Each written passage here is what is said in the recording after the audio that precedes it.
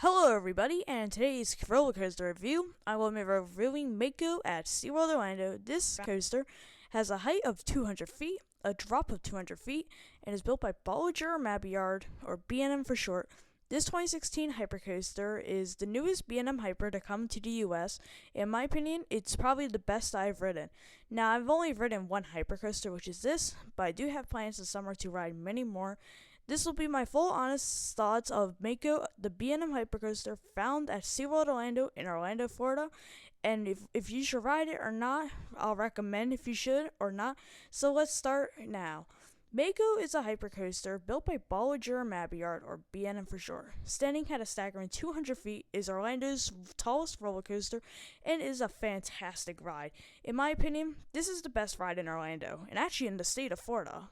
If I were to say it's in between Montu and Mako. Mako does have a fantastic setting along the lake, and we're going to be talking about the ride experience. Now, what do you expect when you walk on a Mako? Now, Mako is confusing. It's towards the back of the park. It's in its own little section. You would actually see the purple track, and for some reason, when I go there, it smells like grill, like there's like a restaurant next to it, and it smells like they're grilling stuff, like it's like a grill place. So you will tell when you do enter that plaza, it does smell like grill. But here we go into the experience. Mako, when you enter Mako's queue line, you will notice there's a lot of nice theming. I like the little fences on it. It's a bunch of switchbacks, but also curves. In the entrance area, it will have the sign Mako. There's a gift shop where you'll exit, and there's many stuff in it, including with accessories that you can get from the gift shop after you're done riding. You can also look at your ride photo.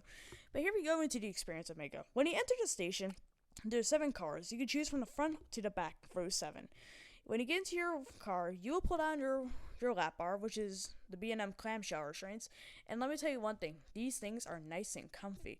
When I saw these things for the first time, these things were probably insanely comfy, and I actually got to ride Mako 12 times that day. So here we go into the ride experience, and this is probably the best part. So we got the 200-foot lift hill right in front of us. Now the chain actually starts before you start climbing, which is a little odd to me. And we start climbing. Now this lift hill goes really fast up this lift hill. In my opinion, this goes the fastest I've ever seen a roller coaster up a lift hill so far, except for the B&M Gigas and Intimate Gigas. This is probably the fastest lift hill I've been on. And here we go. We're about to crest the top of the lift hill. In my opinion, this is the best part of the ride. We are going to be traveling down a 200-foot drop at an angled descent of 78 degrees.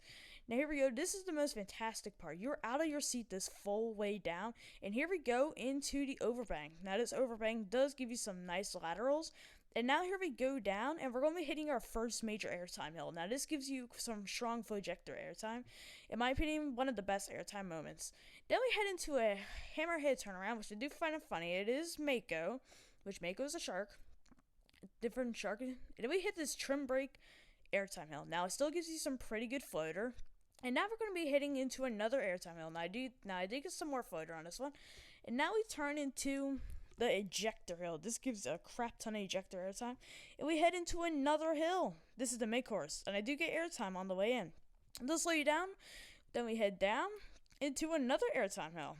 This will give you some more projector. And this is the most iconic part, the overbank spidey entrance. This is my second favorite part of the ride. This part is probably one of the best parts of the coaster, and is beautiful. Really nice photogenic, and this is the end of the ride. And Mako is the most impressive B&M hypercoaster that I have ridden so far. Do I recommend Mako? Yes, I do, because this is a great hypercoaster.